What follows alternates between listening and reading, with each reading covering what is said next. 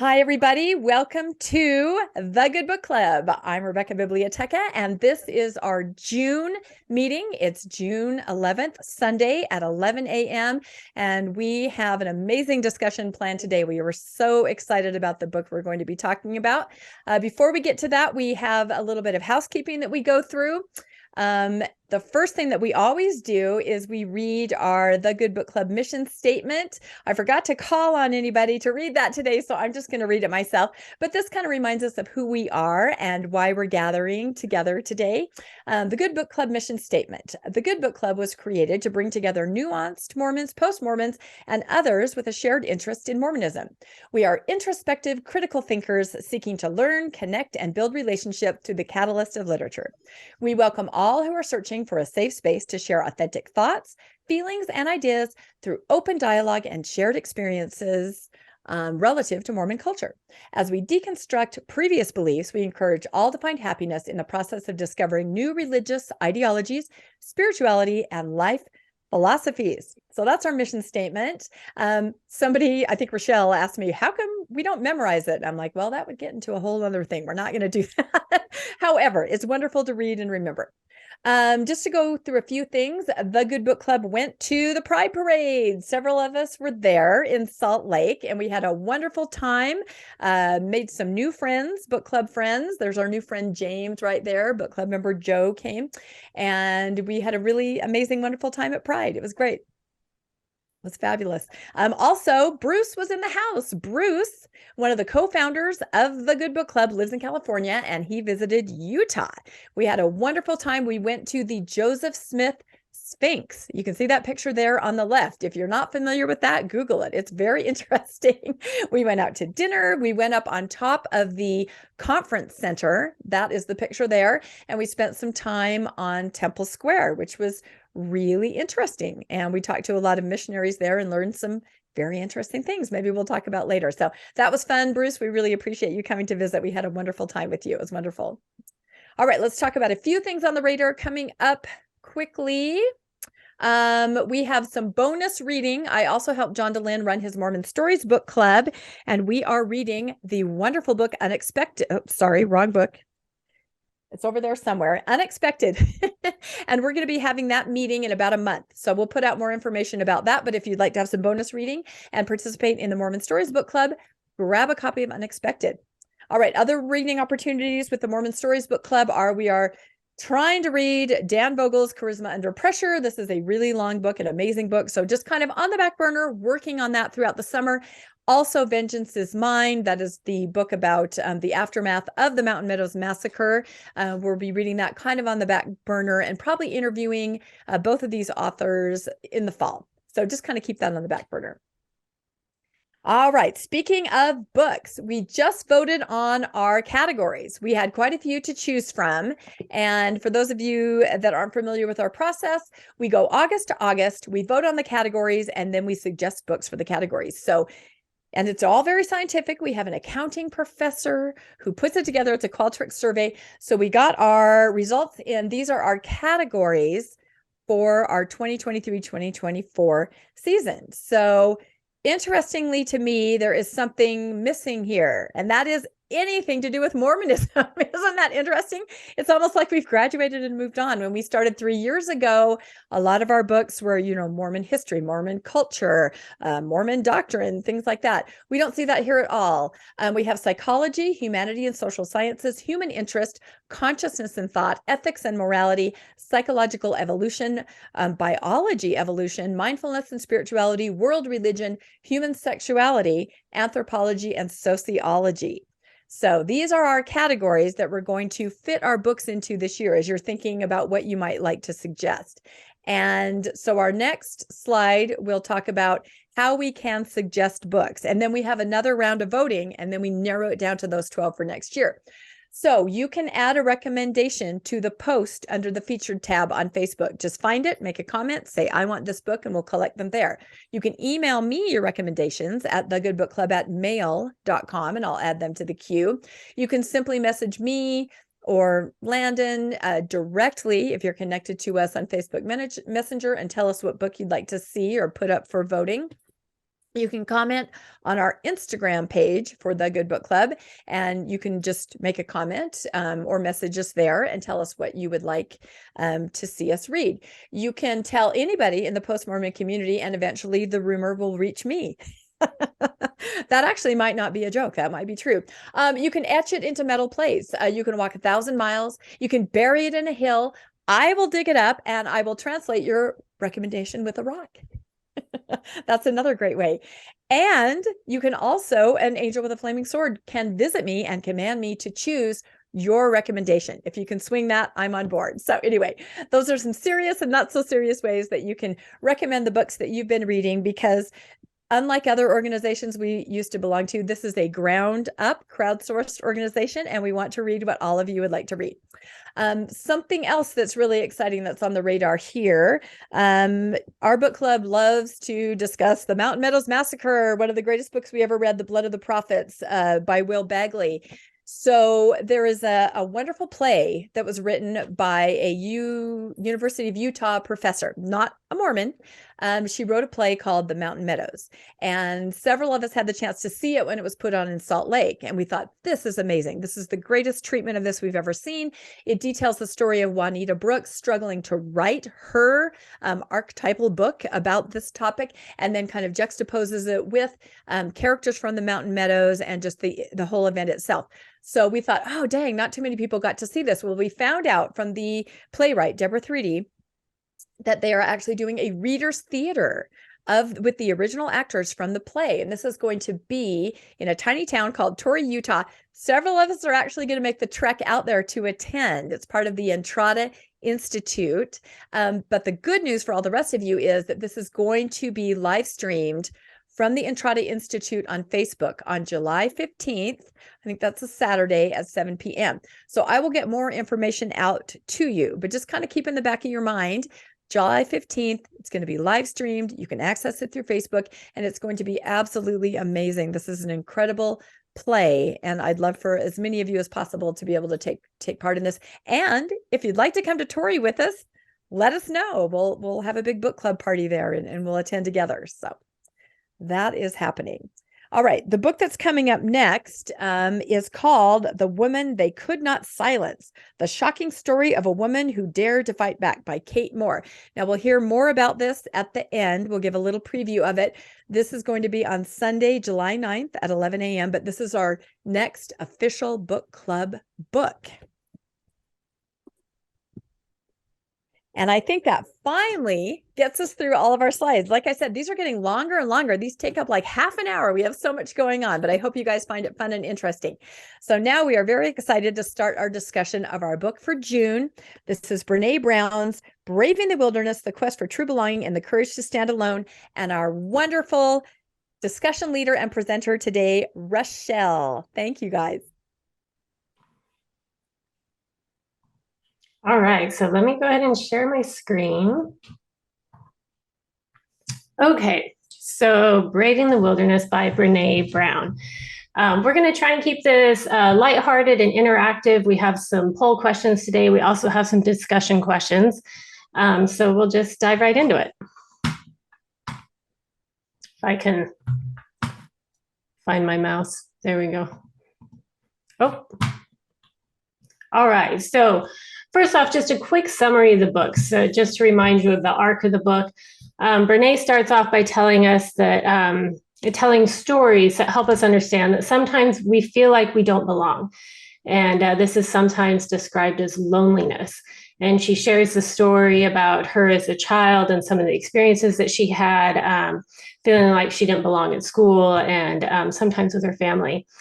And then she goes into the idea that we should prioritize belonging to ourselves over belonging to other people or groups, and talks about how this can bring us a lot of satisfaction, but also just some self-confidence and just kind of center yourself in who you are rather than looking outside yourself for that belonging in other places. And then she brings us to this idea that, but if we focus on belonging to ourselves, how do we also belong to a community? Because if we're so focused on who we are and what we want, that makes it kind of challenging to be part of a community. And so then she goes into how do we belong to a community? So in the end, in summary, she basically says, stay true to who you are, find a community that accepts you for who you are, work hard to develop this community and your connection to it. This is belonging. So that's just a quick summary of the story arc. And we're going to go straight into a poll. For those of you that read the book, what is the wilderness? So throughout the book, she's always referencing the wilderness, braving the wilderness. You go out into the wilderness. So I'm going to ask you, from your reading of the book, what is the wilderness? So Bruce, we'll have you pull up the poll. We have 1, is it life in general? 2, is it places where you don't belong? 3, is it hard patches in life? 4, the world outside your house. 5, everything outside yourself. 6, none of the above. Or 7, oh shoot, I don't know. I'm just curious to see how do you define the wilderness based on your reading of this book?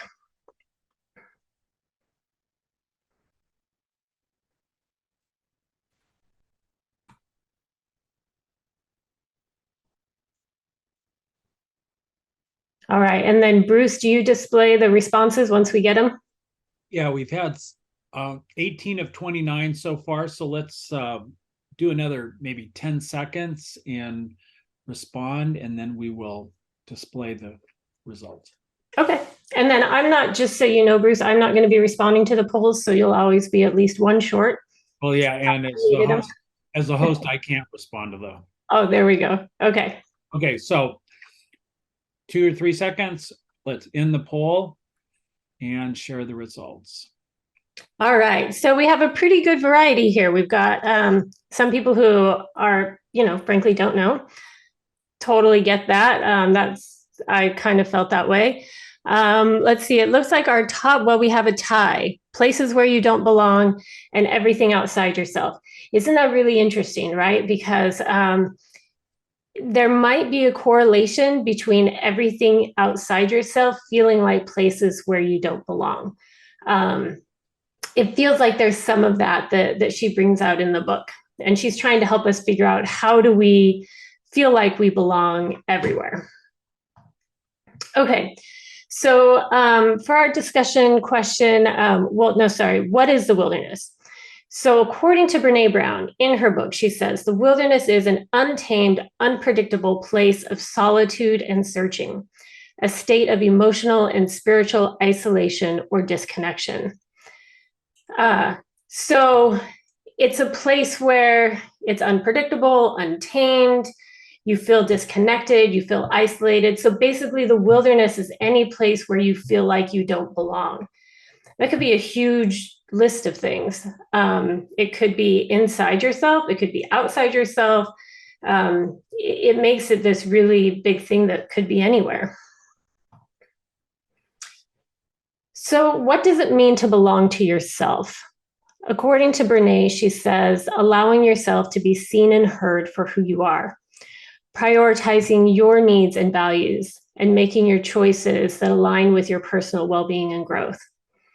Treating yourself with kindness, embracing imperfection, or normalizing making mistakes. Creating a personal definition of what it means to lead a fulfilling life. To me, this is really poignant because it's been one of the processes that I've been working through after leaving Mormonism, is really trying to figure out who I am, right? And having the courage to prioritize my needs and values. That piece I found to be a little bit challenging for me. Okay, so our next poll question. Now, these next 3 are going to be nuanced, so pay attention here. The first one says, Brene Brown provides a quote by a student, quote, "If I get to be me, I belong. If I have to be like you, I fit in." So based on this understanding of belonging, when you were a full believing Mormon, how would you rate your feeling of belonging within the Mormon community? So when you were a Mormon, how much did you feel like you belonged to the Mormon community? So 1, I felt a strong sense of fitting in. So keep in mind that definition of fitting in, you had to be like them. Felt a moderate sense of fitting in. Felt neither a sense of fitting in or belonging. Felt a moderate sense of belonging, so meaning you got to be you. And 5, felt a strong sense of belonging. All right. So Bruce, if we can pull up that poll.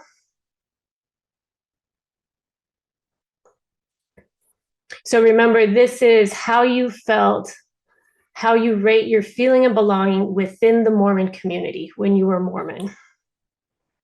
And I'm asking this question because I'm curious to see where we all kind of fit back then when we were part of that. And I realize for some of you who are never Mormons, who are maybe still are Mormon, that might be a little bit difficult to answer.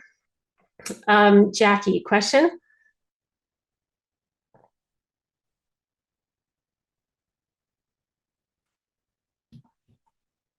Oh, maybe she. Hi, sorry, I was unmuted and couldn't get it. This is a hard question for me to answer because while I was Mormon, I felt like I belonged. But now that I've gone through the transition and read this book, and I'm like, oh no, I was fitting in totally. So all in TBM would have said belonging, and I changed and I put number 2.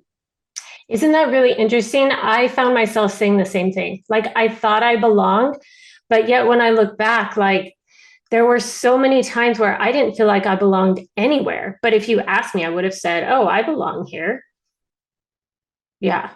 Okay, so it looks like our poll results, number 2 is top. You felt a moderate sense of fitting in, with the second being felt a strong sense of fitting in. I think that tracks because we spent so much time trying to be what they told us we needed to be. Okay, now this next poll question. So again, the same question. So that quote, if I get to be me, I belong. If I have to be like you, I fit in. But on this one, I was really curious to hear, based on this understanding of belonging, when you were a full believing Mormon, how would you rate your feeling of belonging to yourself? So not to the community anymore, but how would you rate your feeling of belonging to yourself when you were a full believing Mormon?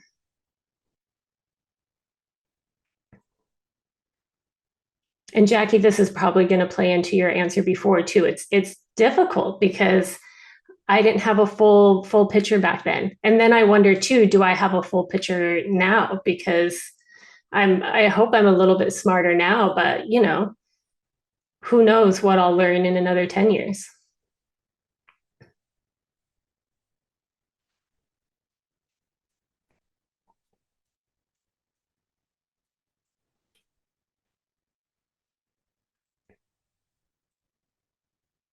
All right, Daniel, you have your hand raised. I'm not sure I understand the question. Okay, so when you were a full believing Mormon, how would you rate your feeling of belonging to yourself? So if you got to be you when you were a Mormon, that's belonging. If you had to be like everyone else, that's fitting in. So when you were a full believing Mormon, how much did you belong to yourself? How much did you get to be you? Was it a strong sense of belonging? Did you feel like you really got to be you? That would be a number 5. Or did you really feel like you had to be like them? That would be fitting in.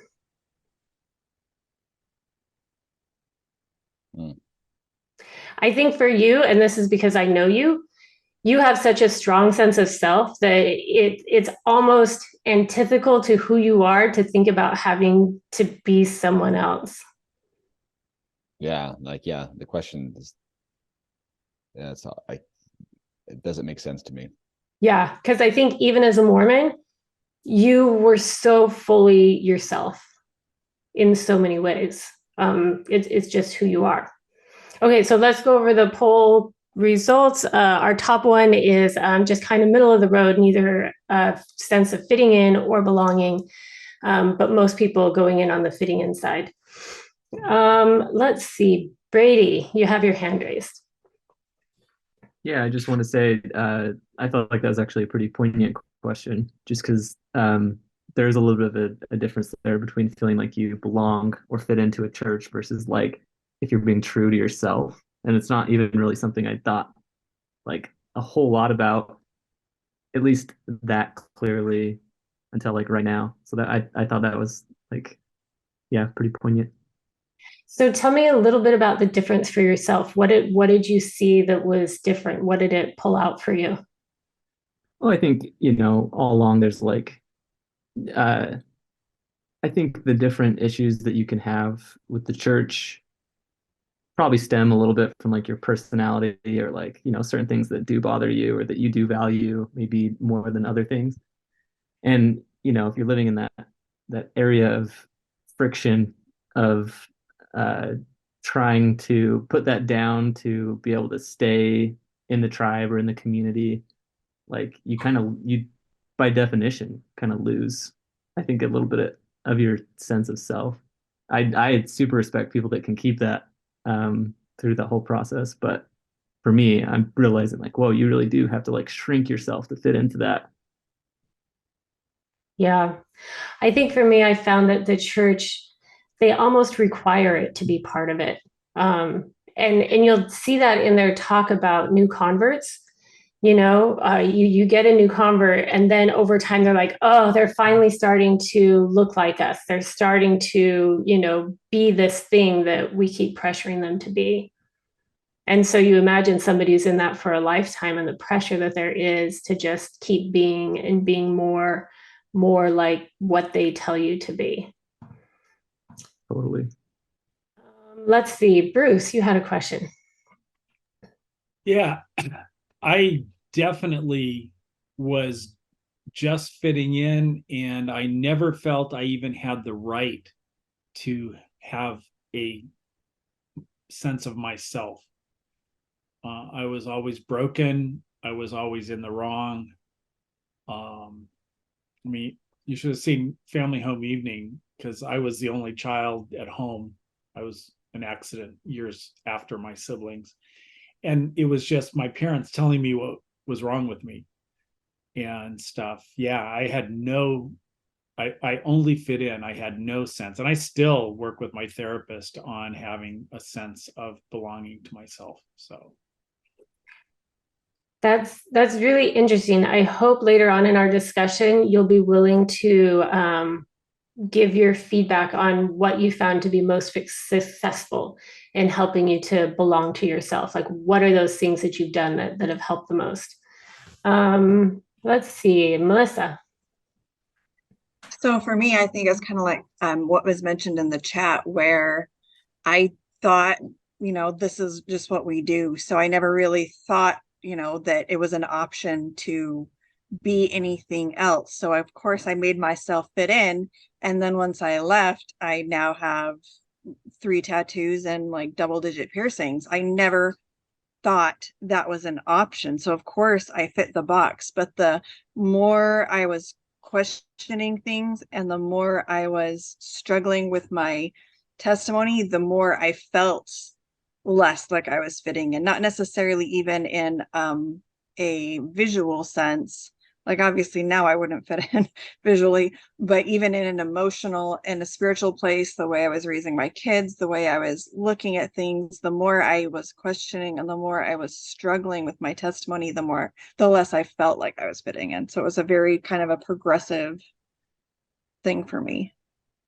It's really interesting to me when I look back at the Mormon culture.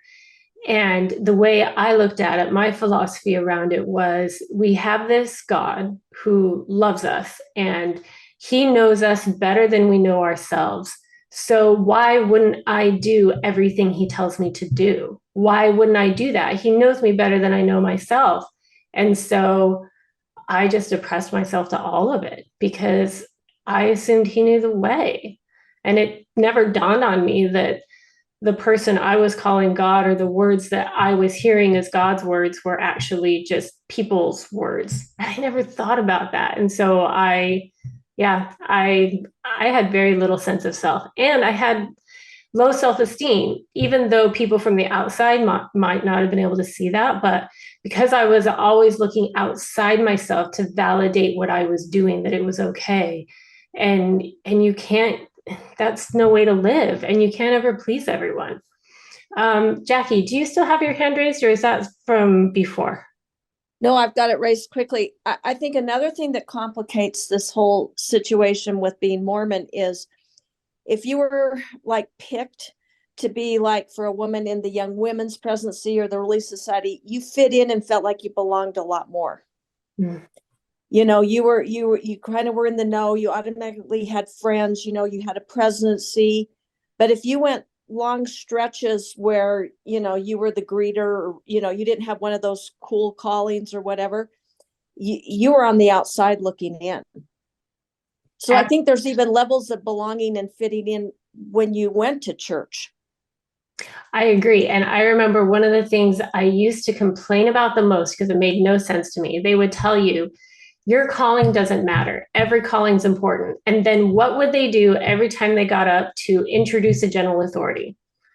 They would tell them all the callings that they had, how many children they had, the great positions that they'd held. And I was like, if these don't matter, why do you keep throwing them in our faces? I don't understand. You're absolutely right. Rebecca.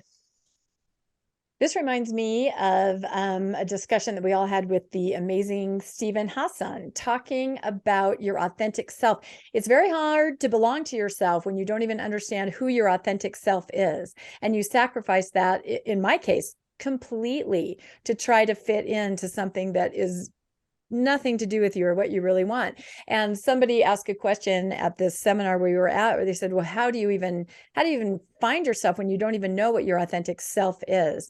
And he said, it's there. It really is there. It's just that you've tried so hard to fit in to this organization, this high demand, high control, that it's very much buried. And I realize that about myself when I hear people say, now you are completely different. What happened? I don't even know you anymore. Who are you? And I'm like, well, I'm exploring my authentic self, and it's very different, possibly from who you knew me as growing up completely in the church and trying to fit in. I mean, and that's also very much my personality, to completely suppress, anything about me that might not be accepted by the group. So I'm in awe, and I admire people, like Melissa, who goes out and goes, I'm done. I'm getting all these tattoos. She's very authentic. And a lot of you are. I was not. It was also maybe the era I was raised in, but I believe it's almost impossible to belong to yourself if you're not even acquainted with your authentic self. And that's something that happens on the other side as you start to realize there's more to me than what that was in that organization. So it's a process for sure. And it can be kind of scary to get to know who you really are on the other side. Absolutely. And I feel that push and pull a little bit, because when I talk to my parents, I want to say, I'm still the same person. It's still me in here. But on the other hand, I'm changing too. So it's still me, but yet there's so much of me you didn't know before, because it wasn't okay for you to know that part of me before. It's a hard push and pull. We'll go with Brandy, and then we'll go to our next poll question. Brandy. Yeah, I just wanted to say, when I was very young, I totally felt like I belonged. I was from a very tiny town in Wyoming. Everybody I knew was members. All my friends were members. I was always in young women's presidency, etc., just because there weren't that big of numbers. But I remember the exact moment when I started to realize that I think I was fitting in more than belonging. And that was at a girls' camp one summer, when at the end of girls' camp, everyone would get up and half-ass a testimony meeting. I'm sure some of you remember that. And all these girls that I thought I was like were getting up and bearing their testimonies and proclaiming all these things that they knew to be true. And I sat there thinking, how are you saying that? Like, it just boggled my mind that every single person out of everyone there, not one of them even seemed like they might question anything, or it was just all fact. And suddenly I realized I am not the same as everyone here, because I couldn't make myself get up and do that. So that's all I wanted to say. And for me, I'm really proud of you for being brave enough to recognize that and to sit in that and be okay with that. Because for me, in situations like that, I would always say, oh, I have to fix this about myself, because if I can't get up there and do that, that's a problem with me. And so then I would just work on myself more, press myself more, until I could be the person doing those things too. It's really problematic. Okay, next poll question. So this one is, again, similar to the others, a little bit nuanced, so watch it. If I get to be me, I belong. If I have to be like you, I fit in. But based on this understanding of belonging, how would you rate your current feeling of belonging to yourself? So your current feeling. So now for those of you that have left the church or are a little more nuanced or progressive in your beliefs, how do you rate that feeling of belonging to yourself now? So do you feel like you fit in with yourself? Are you still middle of the road figuring it out? Do you feel a moderate sense of belonging? Bruce, if we can pull up the poll. Yeah, let's see, just a second. It's telling me that I already launched this poll, which I didn't. So let's see, this is, oh, stop sharing. So we're going to number 4.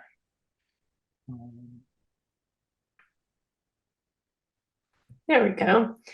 So with this one, I'm just curious to see how it's changed, how we've changed. So our progress over time as leaving Mormonism and, going on that journey.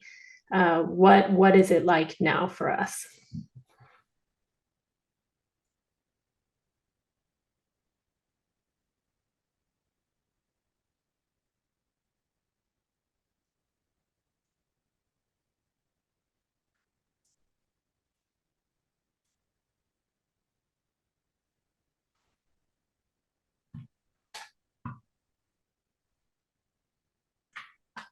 We'll go another 10 seconds on the poll.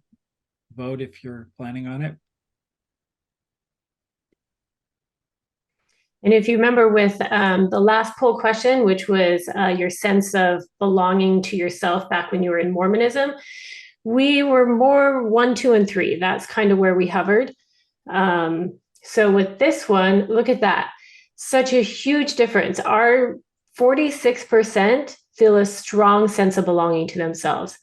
That is such a significant change. And it's not shocking to me, but on the other hand, as a believing Mormon, I would have never guessed that. I had no concept of that. Bruce, go ahead. Yeah, let's see.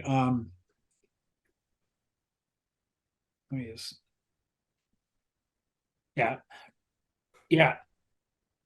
As I mentioned before, when I was a member, I didn't feel like I had even a self that I could own because I was a child of God. I was the bishop's son for 12 years while I was growing up, and now it's taken me decades, but I feel I have much more sense of myself. I mean, as a gay guy, I'm going like, oh, I can have relationships and sex and stuff that I want and feel good about that is disapproved, but that's what I want to do.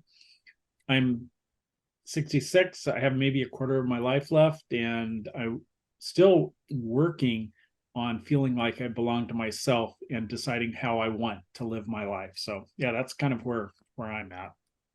Yeah, I feel that too. It's all, sometimes I'm embarrassed that I'm 40, 45, 46, I don't know, 40-ish, mid 40s. And like, I'm still trying to figure this out. And that seems so ridiculous to me that I grew up in this culture where there was none of that. Like, I feel like I missed such an important, crucial part of being human and being a healthy human. And now I'm just trying to play catch up. Landon. Yeah, I just wanted to say, I think that, as post-Mormon, I feel like I really belong in that community, and I've found a lot of community and a lot of people, especially through the book club and some of the other activities that I've done, and I feel very comfortable with that. And I think it's a work in progress. I'm always trying to figure out now who I am or how I belong more to myself.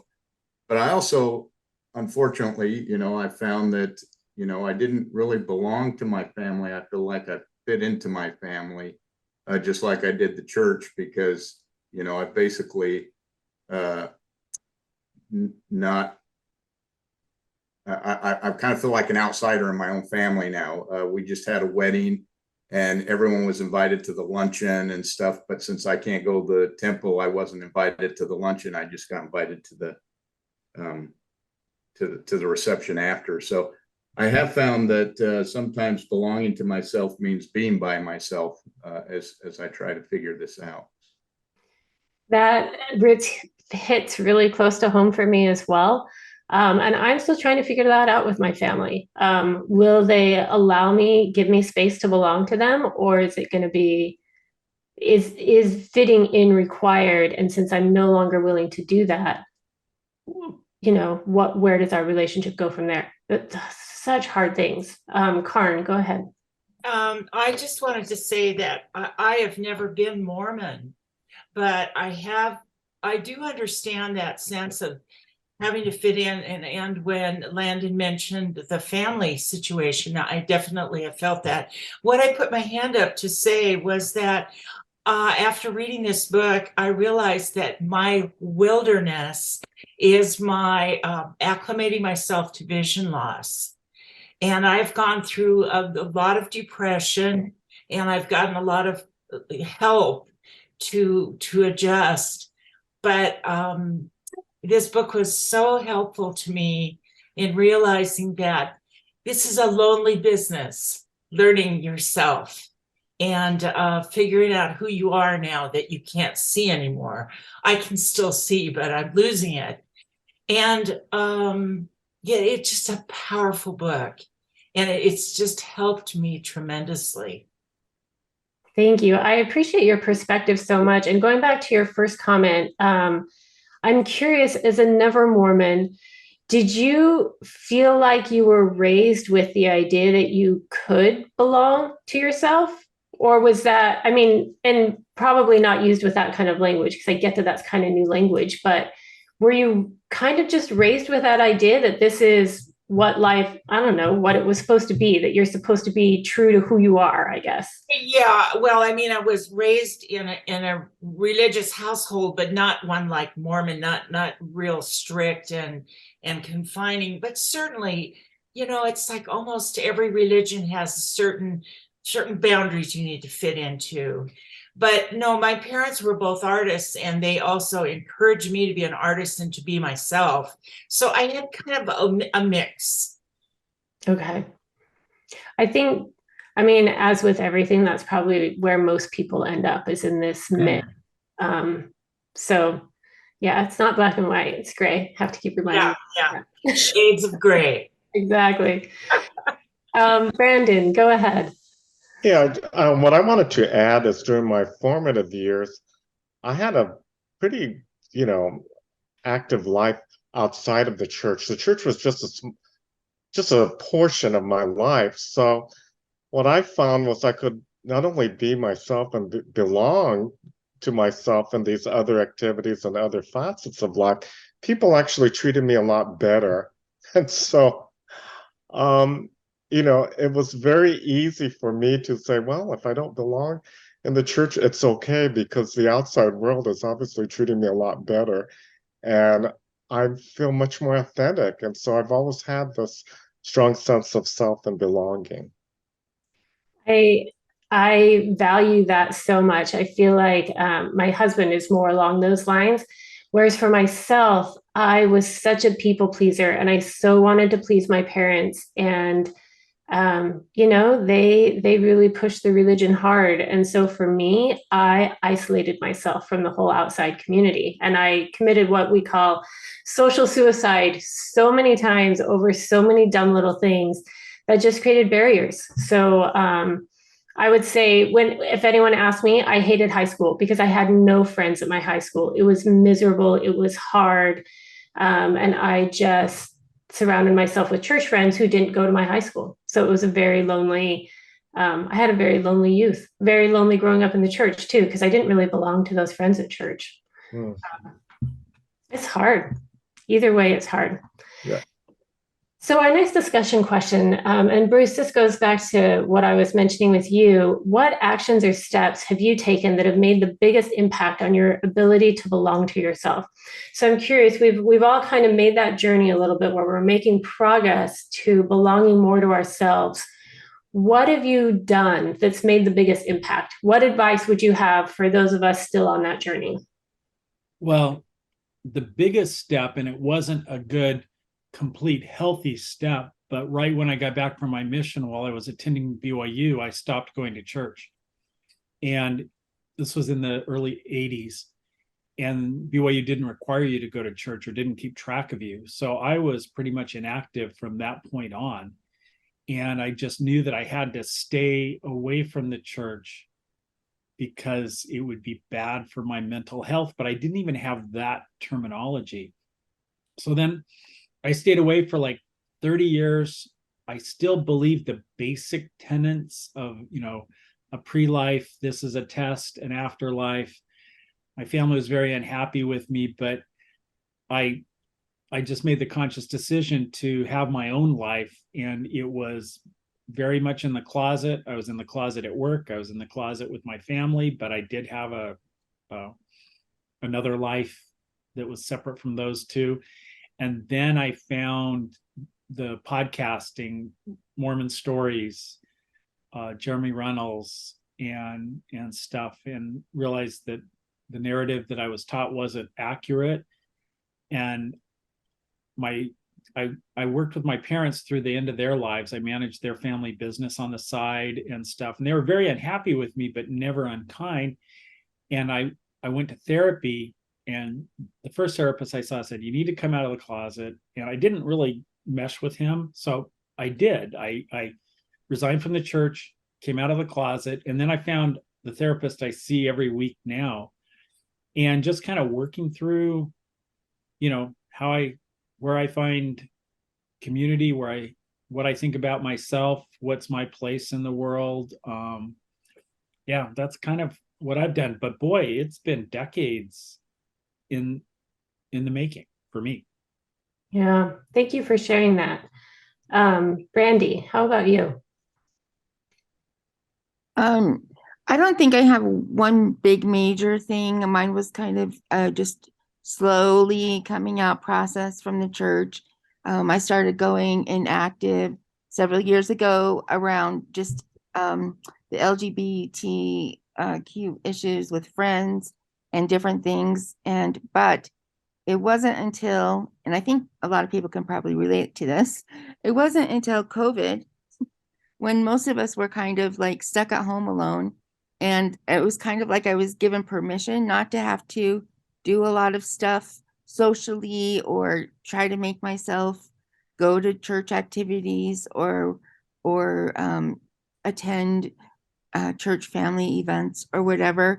But I just had a lot of time to myself to start developing different talents that I had put on the back burner, and just kind of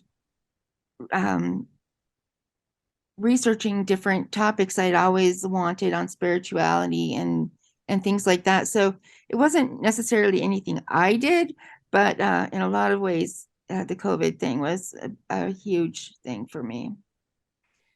And I really think what you said about taking time to develop talents that you had or things that you were interested in.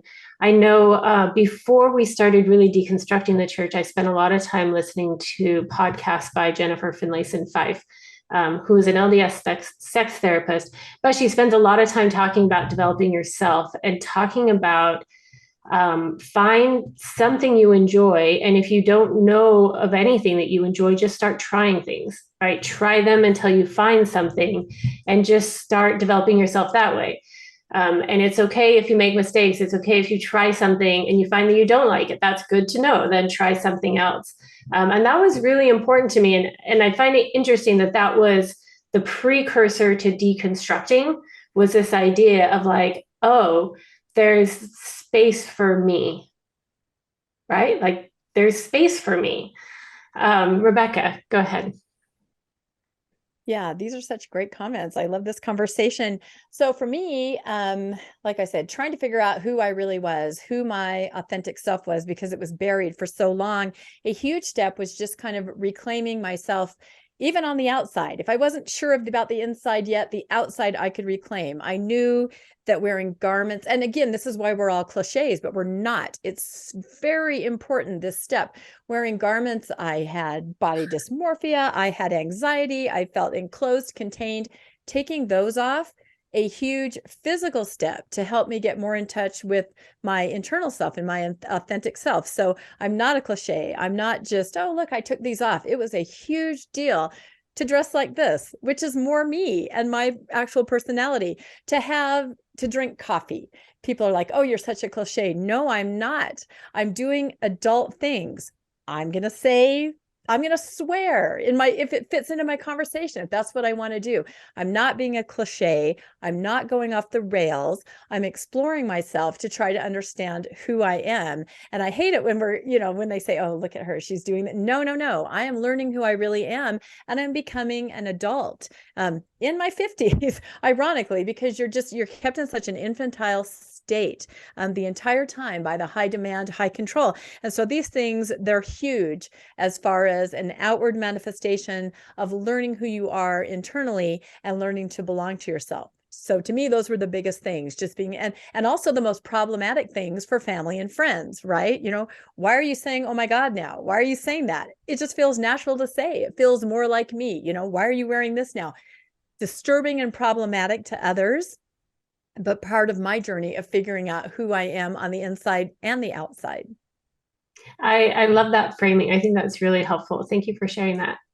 Landon. I think you're muted. Sorry, thought I unmuted. Yeah, I was just sitting here looking at the picture on the slide here, and it occurred to me that this term "braving the wilderness," what is wilderness? And it has a dual meaning. In one sense, it's scary, it's lonely, it's wild. You're going to get lost. You're going to be, eaten by a bear, whatever. But on the other hand, it's beautiful, it's wild, it's unexplored, it's untamed. So there's a dual thing here. It is scary, it is lonely, it is wild, but on the other hand, it's a whole new world to explore and a whole new thing that can be beautiful. You just got to get out there and find out who you are. I love that framing of it so much. I was having this conversation with a Black police officer that I work with, and he was telling me about his 2 young kids who are also Black and how he's really concerned for them because he had such a hard upbringing as being a Black person in the community that he was raised in. And he's worried that they won't have the resilience that they need to face the things that he faced when he grew up. And I didn't have the opportunity to tell him this, but what I really wanted to tell him is just believe in your kids, believe in their ability to go out there in the wilderness and to face what is out there. And that doesn't mean they have to do it without support. It doesn't mean that there's not other people around. It doesn't mean it's going to be easy, but there's really great things out in that wilderness, right? There's really cool experiences. And how do you know what your limits are? How do you know what you can do? How do you have those adventures and grow without going through some of that wilderness? So thank you for sharing that. Jackie. Yes. I just have to say, and I hope this doesn't sound all cliche or anything, but I lived, and to some extent live, under a giant Mormon shadow. And I literally read my way through my faith transition because I didn't know which end was up. I didn't know what happened to me. And so I just dug into psychology books. Like I've read all of Brene Brown's books. I probably read this book a good 5 years ago, just trying to figure out what the heck happened to me. And so I would say reading was one of the best ways for me to find myself and to navigate through the wilderness. And I have to tell you guys, in all honesty, when I found this book club, wow, like I'll cry. Like I just ran around the house to my husband and said, I found friends. I found friends. I found my people. I found my people. And I'm so appreciative of the wide range of books we read, of pushing me, because the more I explore and I get out of my comfort zones and the more I learn, the more I find myself. Thank you so much for sharing that. Rebecca, I think you just found your best soundbite to advertise the book club. That was so sweet. Let's see. We have Joetta. Did I say that correctly? Yes. Can you hear me? Yes. Yeah. I wanted to say, I was married in the temple and a true blue till I was 40, and I've been out for about 23 years.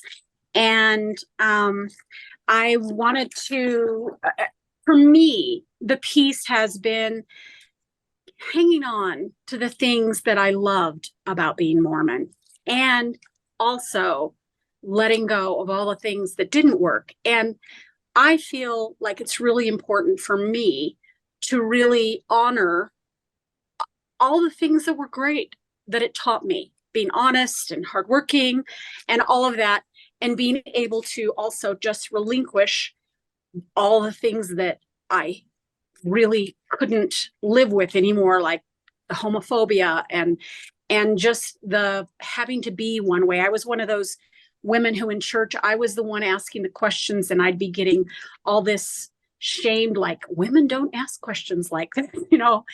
And so for me, peace has come in hanging on to the things that I value and honor and that I like about me from my upbringing, and letting go. That for me is not always easy, but it's what allows me to have peace. Thank you so much for sharing that.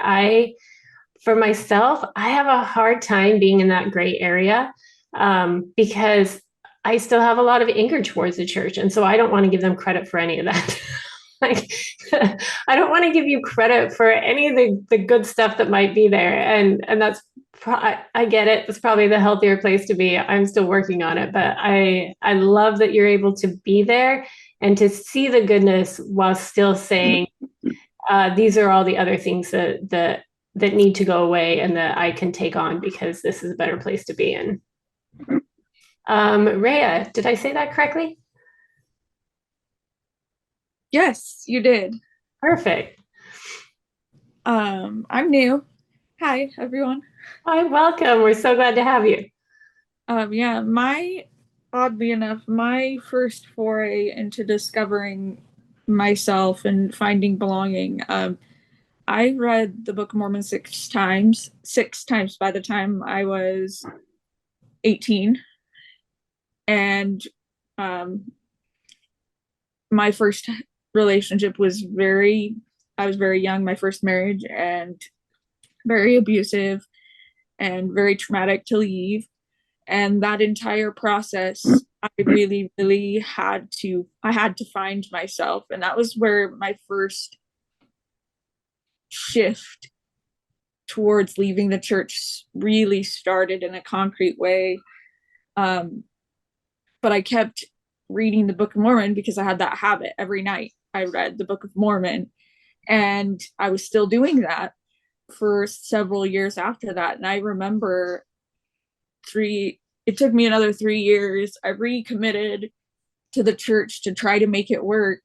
And then my second partner and I ended up leaving the church together because she was trans. But the way I left, I was reading the Book of Mormon every night and praying every night. And I remember having such a strong experience that it was okay for me to leave, and that was a necessary part of my growth and my understanding of myself.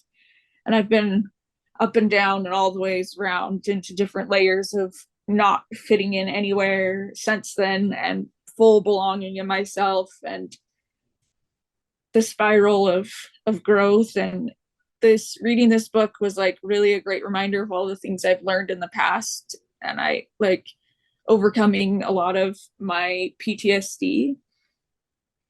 I had I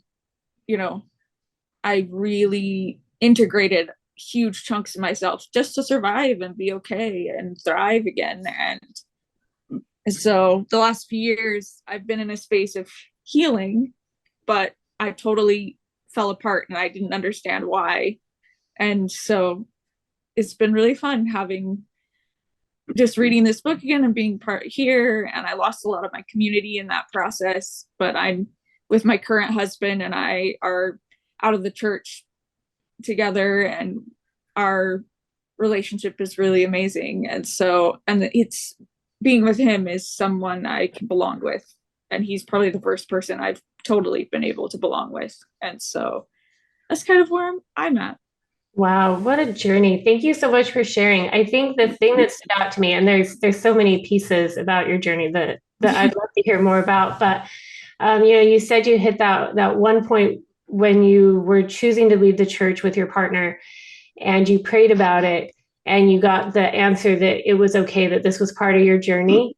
And I think little glimmers of light like that, that's like our true self trying to come out, right? Like that's like our inner being trying to help us in spite of everything that we're like putting on ourselves or that the church was putting on ourselves. It's like your little inner person saying, no, this is going to be good for you. This is okay. And it puts it within all the mythology that we had at the time and all of that, just trying to talk to you, right? And trying to come out. And I just think that's so beautiful. Thank you for sharing. Thank you. Bob, so we'll take this one last one and then we'll move to our next slide. Hey guys, how you doing?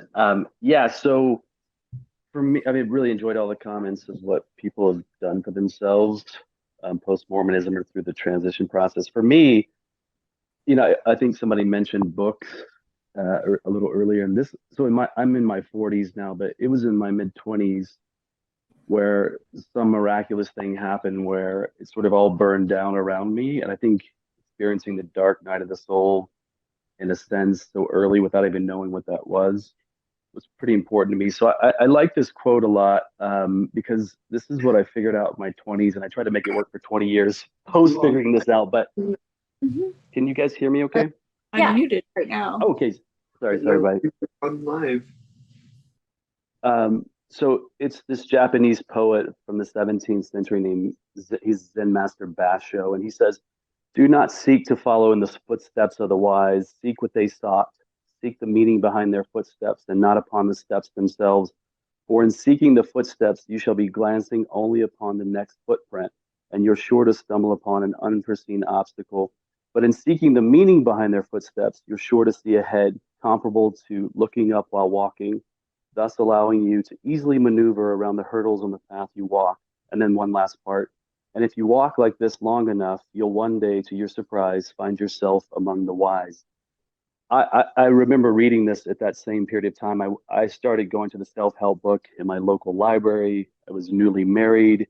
I needed to grasp onto something. And what happened is Eastern religions is what did it. I think trying to like challenge your own ego and figuring out what happened to me when I was a child versus what's wrong with me is like really the part that like burning up that part of you that likes to wear masks and sort of like plays roles.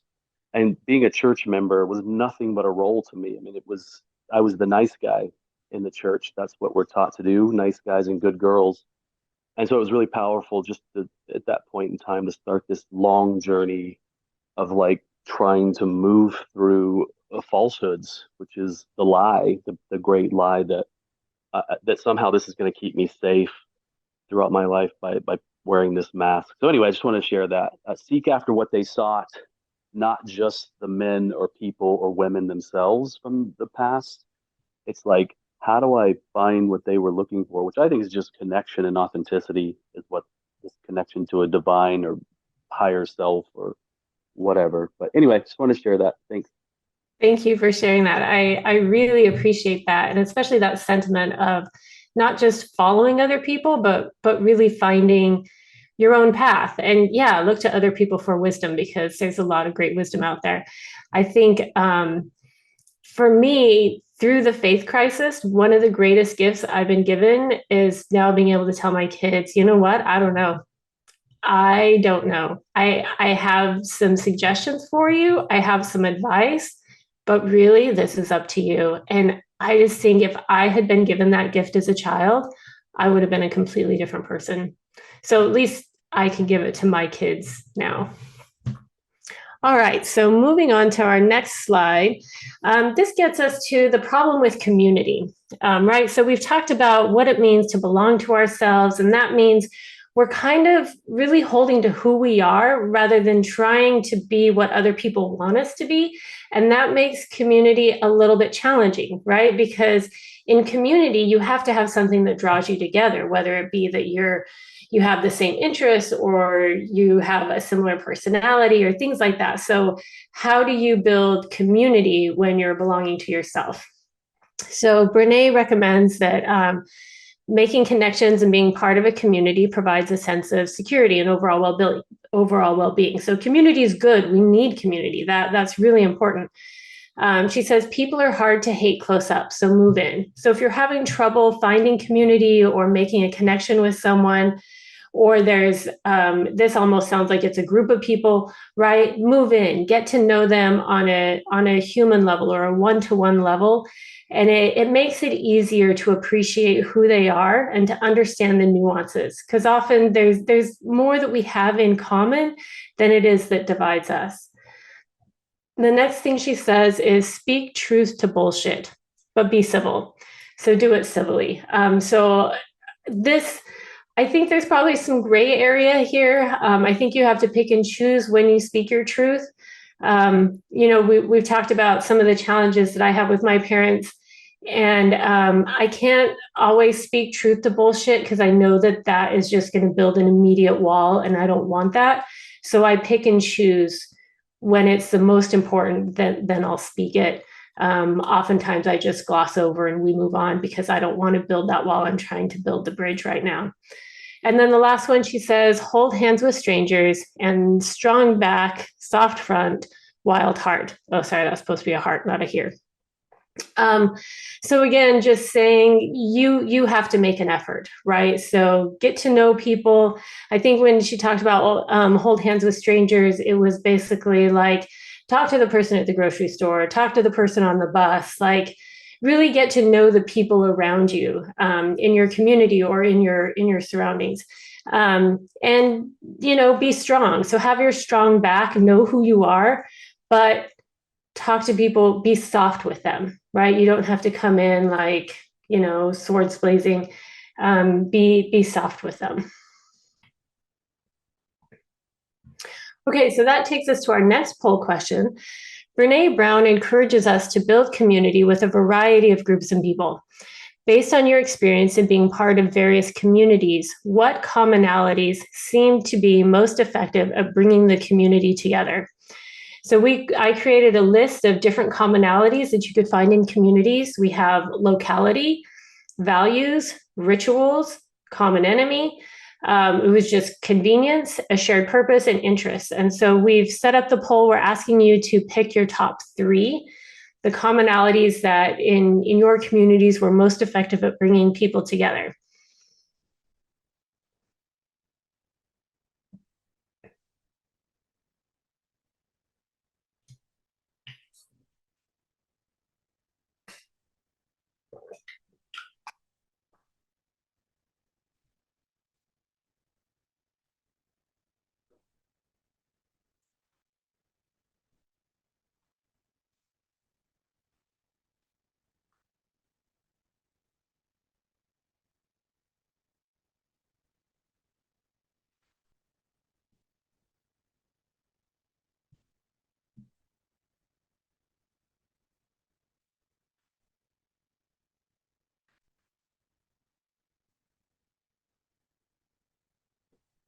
All right, so a few more seconds, Bruce. Are we getting there?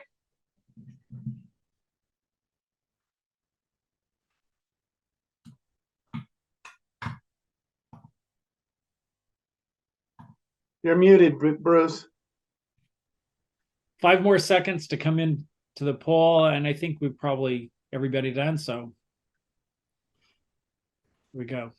All right, so our top 1 is shared purpose. Our next one is locality, and the next one is values. I thought this was really interesting. And one was because there's been times in my life, and one specifically in college, where I was like, all of my friends are friends of convenience because they're just the people that I happen to live with, but I would never choose them, right? I was at BYU. I was like, I would never choose you as my friend.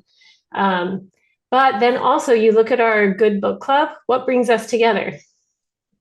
We kind of have a common enemy. And it kind of creates a pretty strong bond. So I thought that was kind of interesting. According to Brene, she asserts that sometimes our communities are defined by a thing that we all believe in or share. There are also times when our communities are defined by a common enemy, a person, policy, or set of ideas that we stand against. in your experience, have shared values created as strong a bond to others as a common enemy has? How has one made for more enduring relationships for you, and why? So Bruce, let's start with you. Yeah, I have spent my life searching for community, the family of choice, the friends of choice. Because while my family has never been unkind, we don't know anything about each other. I describe us as polite acquaintances. So with my work, I have friends of 35 years with my work. I have a games group that we've been running for 35 years, a dinner group that's been going for 30. I've been organizing it for 10. So I have my 35-year friends, but then I've been seeking out new community. And in my new community, two of the people here at the book club, Karin and Jeff, are part of my new community. It's the Pasadena Village. The Village movement started about 20 years ago in Boston, of older people trying to figure out how to age well together. The one in Pasadena here started about 10 years ago. And I describe it as a non-religious church. We provide rides to doctor's appointments. We get together. We have a book group. We have genealogy groups. We have memoir writing groups. We have 2 levels of walking group. We have a hiking group.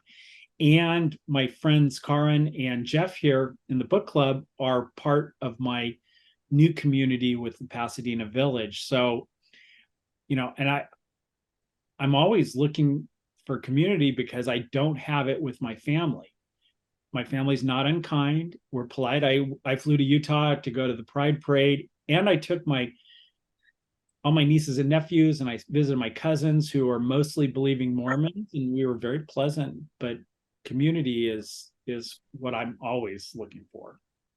That's really interesting. So with your village, so you have a shared interest, right? Figuring out how to age well together. But it almost makes me think you have shared values too, right? Because you're doing hiking, you're reading books, things like that together, that there must be some shared values there too. Yeah, we tend to be more politically liberal. A lot of the people with the Pasadena Village, and it's very local. Altadena, Pasadena, South Pasadena, and little edges of the communities around there. And, having local people I run into in the grocery store and stuff. So yeah, there's shared purpose, aging well together, shared interests. And any person who has an interest, like I help run an Apple support group at the village once a month, and people bring their phones and Apple Watches in and stuff. And it's an interesting group. And ask the village movement started in Beacon Hill, and there's about 250 villages across the country. A lot of them are in California. There's 3 or 4 around Los Angeles. Some of them are religious. There's one with a Jewish synagogue. Ours is very non-secular, though the seed money was donated, my understanding is, by the Episcopal Church here in Pasadena. I was going to say maybe you actually have a shared enemy, the enemy of age. No, that's very true, because we have a number of funerals at the village regularly because people age and stuff. But, it's a very nice community. Secular ward. And no, they do not ask if you masturbate. All right. Landon, how about you? Yeah, I was just going to say, we went to Pride. Was it last weekend? Was it that? Yeah. Just last weekend. And I am not gay. It's probably not my community, despite how good Bruce looked. I'm not attracted to men, but it was very. I met some really neat people there. Really fun to see the different community there. And that's something I'd never done before. And I decided I was going to put that on my Facebook page and just put out there that I was at the Pride Parade, and, you know, everyone be damned. I didn't care, you know, so I posted that, and I got, you know, a lot of people liking it, mainly from the book club here. And I noticed I have 6 brothers and sisters and my mom and 45 nephews and nieces, and nobody from my family except my daughter was the only one who liked it. So it kind of just told me, you know, hey, my community is whoever I make my community, and you can find community, and it doesn't matter that I'm not gay. I had a great time with Bruce. You know, there's a lot more to life than that. You know, you can reach out to different groups, and you can have different philosophies, see the world in different lights, and it can be enlightening rather than darkening. You know, it just opens you up to a whole new set of values and a whole new set of beliefs. So I thought it was great that I got to do that, and it saddened me that, you know, the community that I used to belong to kind of rejects that I participate in a new community. Yeah, I think we all feel that loss. And that's something that we'll talk about in a couple more questions, because we all end up losing people. We all end up having to kind of shift our community. And in some ways, I think that's really valuable, because we end up finding people who better align with what's true to us, right? So when you were at this Pride Parade, you were with people who also really value diversity and value people as individuals, which maybe you don't find within your family. But it's hard. Laura, how about you? I was just going to say, I was thinking about ritual a lot. This isn't exactly the answer to your question, but I'm going to get there.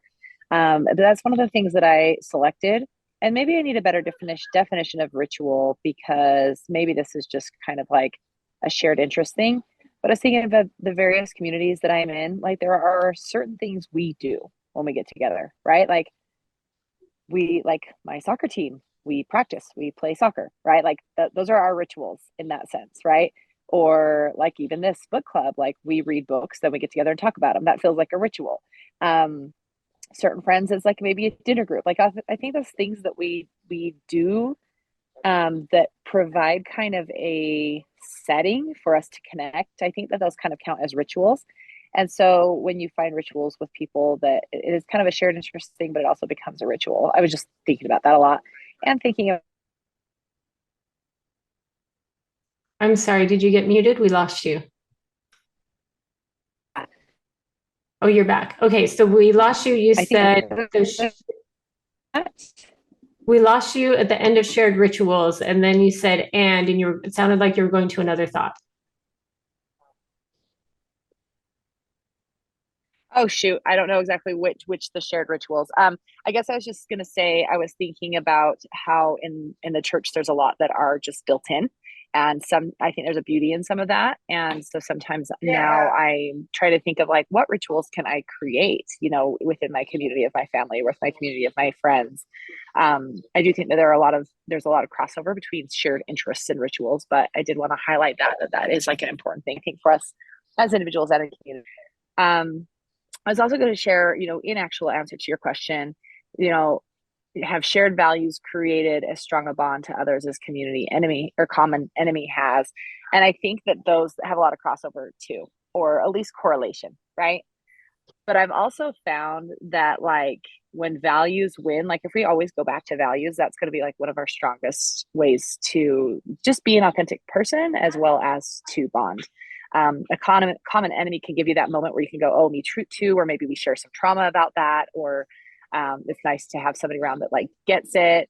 But then like I think values are the longer term thing that wins out. So for me, ideally, like whether there's like people within the church or people outside of the church or whoever, as long as we share the same like values when it comes down to it, then I feel like I can be really connected and bonded to them and form a community with them. So there you go.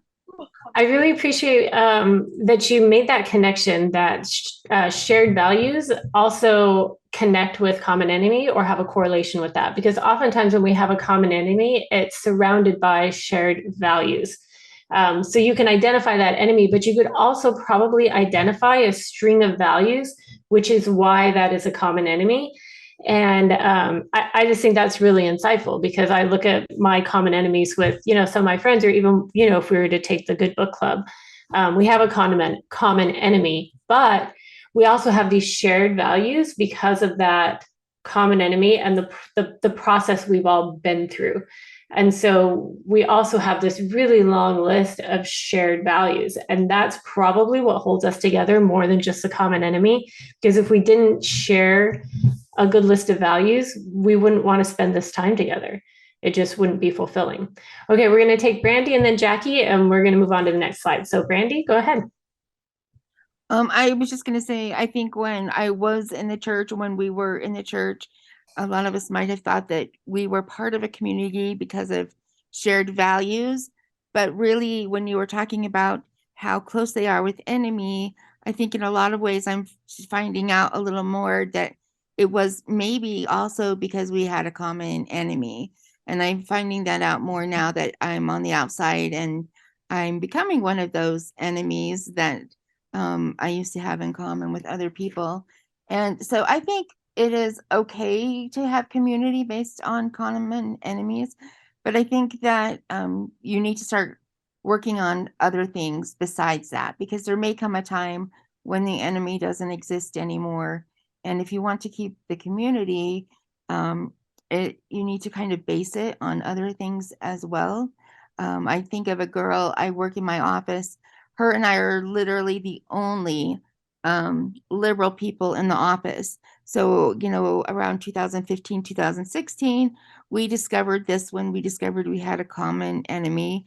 I don't think I need to really explain who, but over the years, we've really, really bonded over that. But we've also used it as a jumping board to find other things that we have in common. So now we almost never bond over that common enemy as much as we used to. We now have a lot of other more values and things. So she's a work friend. I'm still looking for community outside of that. In fact, a lot of times I feel like, I'm just a girl standing here in front of a world looking for a community. I've been lurking in this post-Mormon thing over a year now, online, watching various podcasts and things, mostly anonymously, just because of family complications and me still not being quite brave enough to face that. But I've tried to, join live podcasts, tried to join in talking. It's so hard, and it's extreme, even harder when you are, your face isn't out there. And so that is why a couple of weeks ago, I made myself attend an in-person event. And that was terrifying because I felt like I was walking into an already structured community where I felt like I was still on the outside. And it was really hard. So I had to force myself to talk. And I feel like I'm forcing myself in on this community now too, because I've commented so much. So I feel like in a lot of ways I'm trying too hard, but it's just hard. That's all I'm going to say. That's all. I think community can be really challenging. And, that's one of the reasons why we joined the book club, because we were looking for community, because it was so hard to leave and lose the community that we had. And Brandy, I don't know if you're comfortable sharing, but if you're comfortable sharing kind of the location that you're in, there may be someone in the book club who's close by to you who would be more than happy to meet up for coffee or breakfast or whatever. If that's something you're comfortable sharing, I think we would welcome that. I'm comfortable. I'm in Logan, Utah. In fact, when I went to the in-person event a couple of weeks ago, I went with someone local from here who we had never met in person until that day. We kind of knew about each other tangentially, but we kind of connected online and decided we were both going to be brave that day and go down together. So I know that there are a lot of things going on farther down south than me. Just not a whole lot going up here in the frozen tundra of the north. Yeah, Logan's not kind when it comes to weather. But for any of you who are close to Logan, if you'd be interested in meeting up, feel free to throw it in the chat, or I guess you could send a private message in the chat. Unfortunately, I'm in California, so it makes it a little bit more challenging. But Brandy, just keep putting yourself out there. There's a good community out here, and a lot of people who are willing to connect and want to connect, and I think just keep working at it. I think it'll come together. All right, Jackie. Gosh, just really quick. The Common Enemy, is it this book that says refuse to be sorted? Oh, I don't recognize It's a it. Brene Brown tactic that says, stay away from dualism and us versus them.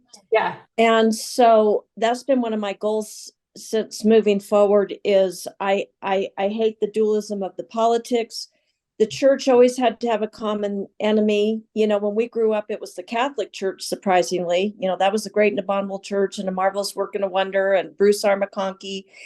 And so that is a real put off for me, the common enemy, but I think it's really true and it's in there and we all get sucked into it.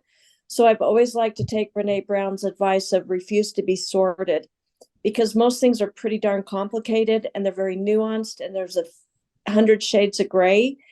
And so that was one thing I'm really, really sensitive to now in the church is how much they need a common enemy. The church really needs an enemy, and it's a sign of a very immature church.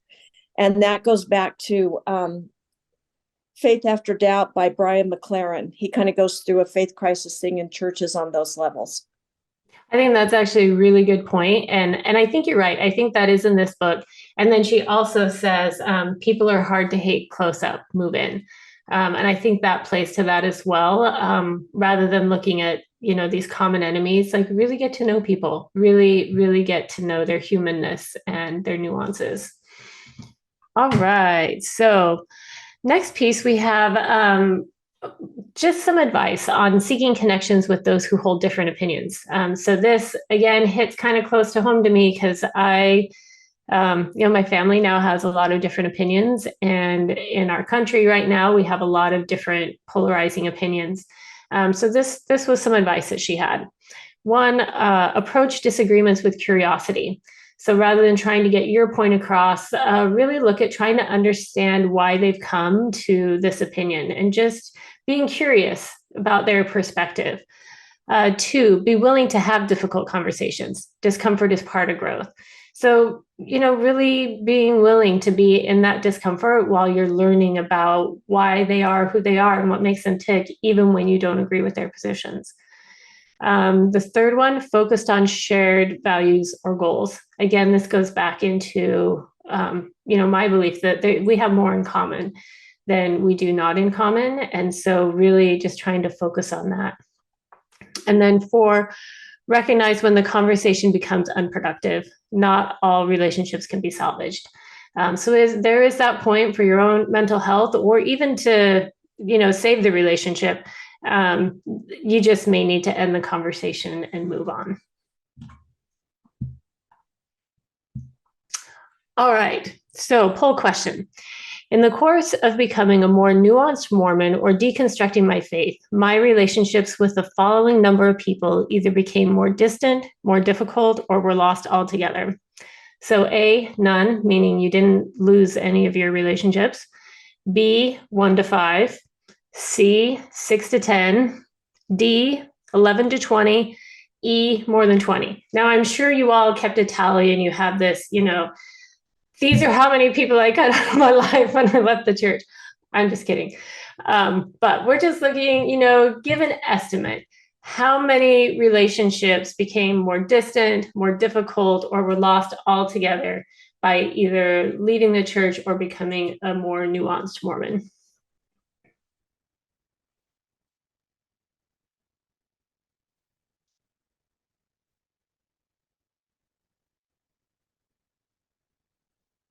And we had a guest in our, when we were preparing for the book club today, so we'll see if we were right.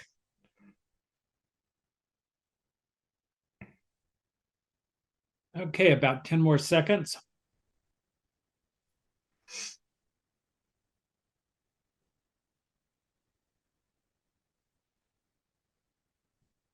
Okay, in the poll and share the results. All right, that was our guess. We guessed that the majority of you would say more than 20. And we actually talked about upping that number because we wondered if we said, well, more than 40, how people would rate that.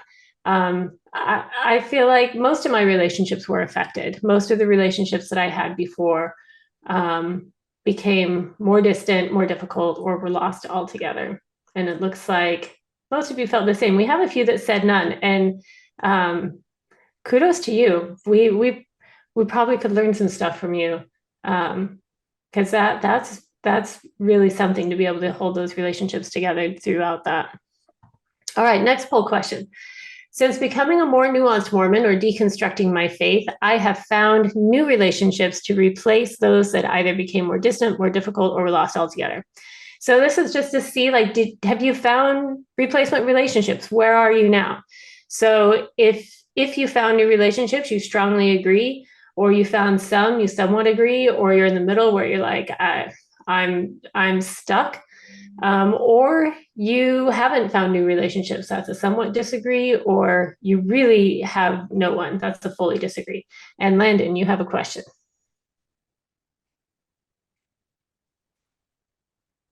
Trying to unmute.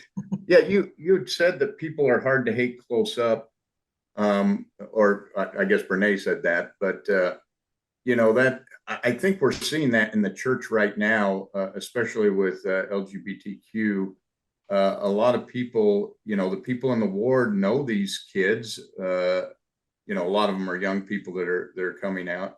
And people in the wards that see them and love them and respect them and want the best for them. And so I think you see kind of a revolt at the ward level to the church levels, you know, the church's response to that.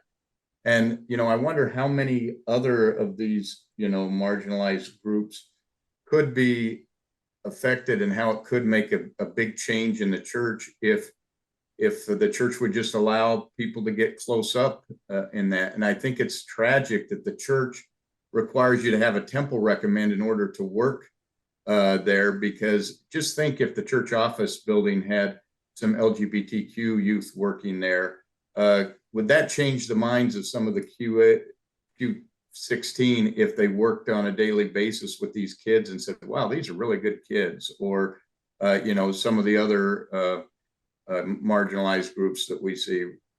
I think proximity is the answer. And I think that it's really dangerous when you require a vetting process so that only people like you are surrounding you, because nothing will change. And I think that's what we're going to see at the top of the churches. Nothing will change because they surround themselves with that. But I think it's going to be a bottom up change because of that. I agree with you. I think there's such value in proximity. My question for you is, and it looks like, okay, so we're doing pretty well. We have, you know, people who are making some new relationships. So that's really good. But my question for you is, what about somebody like, isn't it Bruce Christensen, who has a gay son, and his mind hasn't been changed? He hasn't become more nuanced or more sensitive to those issues. So what about that? What do you do with that? Is it Garrett Gong that you're talking about, or? Oh yeah, maybe it's Gong. Sorry. I don't have any children. It's Gong. Biologically, nothing has ever gone on in my life that could create a child. Wait, say that again? Yeah. Biologically, nothing has ever happened in my life that could create a child. Oh. Yeah, I think we're talking about Gong because he has acknowledged and his son is open, but there were situations where Gong would not post a picture of his son and his partner. You know, he has to distance himself when he may not personally feel that way. It's his son and his partner. So you do wonder about those pressures. Yeah, like, why hasn't he become more nuanced? Why hasn't he pushed back more when he's had to face this within his own family? It's his own child. How do you reconcile that as a parent? Go ahead, Bruce. Oh yeah, I follow his son on Instagram, and yeah, he's very gay. And Bruce, you mean stalked, right? We know Bruce. yeah, there we go. His son sometimes posts pictures of them together, but yeah, I define it as the level of being church broke. You know, I mean, he was so in, and now he's been, you know, elevated to the quorum of the 12, and there's financial incentives and their place in the community and their place in their family. I think it becomes a very hard thing. Well, okay, Landon, we were out at the restaurant Purgatory, or the bar, the other night, and you mentioned that last time you were there, you saw Tom Christopherson, and it looked like it was on a date. Yeah. You're going like, okay, that's a very interesting situation. You know, the poster child for, you know, leaving your husband and stuff for the church. It's very interesting, but people are, I think the definition is church broke. You're so invested, you can't change anything. Yeah, that's brutal. I feel like that it hits the heart of this whole conversation today, right? Because you're so church broke, I guess I just say it also applies to this conversation. You're so church broke, you can't listen to yourself. And that has some really huge consequences internally. You know, I know for us, we ended up doing stuff against our integrity, which I will always regret.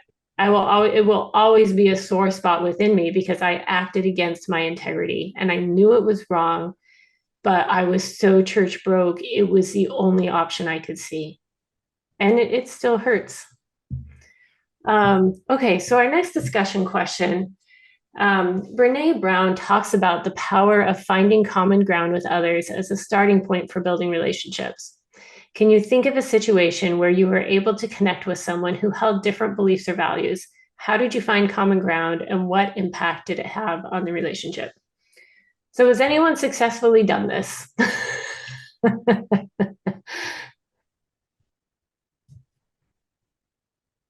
Bruce, all right. He's the only one. The rest of us are still just sitting here trying to figure out like how to just be a person.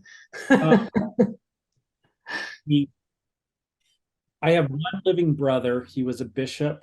And I took care of our parents. I managed their finances, I managed their family business, and I managed a lot of their physical care. And I ended up rescuing my brother financially with our family assets. And, you know, we had the shared goal. I felt very strongly about looking after my parents until they died. They were extremely unhappy with me. The last 3 years of my mom's life, or yeah, three and a half years, when she had mild dementia, were wonderful because she forgot why she was so unhappy with me. And I was the primary person, you know, looking after them. But my brother and his wife lived in the town she did. And we had a very shared purpose, you know, and we kind of avoided church stuff. You know, when I came out to my brother and his wife, I took him to lunch. This was 2016. And my brother offered me conversion therapy. And I just said, no, thanks. You know, we don't talk about that. I'm going to his 50th wedding anniversary party in a couple of weeks in Colorado. And so, you know, we have shared interests, and I'm just going, you know, and I've kind of decided I'm not pressing the church is not true thing with my family. Just if they want to ever ask me, and I do have some family members, you know, confide in me that like, oh, you know, I don't want to wear garments anymore, and I don't believe this, but I still believe in the gospel. You know, I'm going like, okay, well, that's fine. It's a little kind of nuanced dance you have to do because you can't change somebody else. So that's just. I love that idea of it being a nuanced dance you have to do.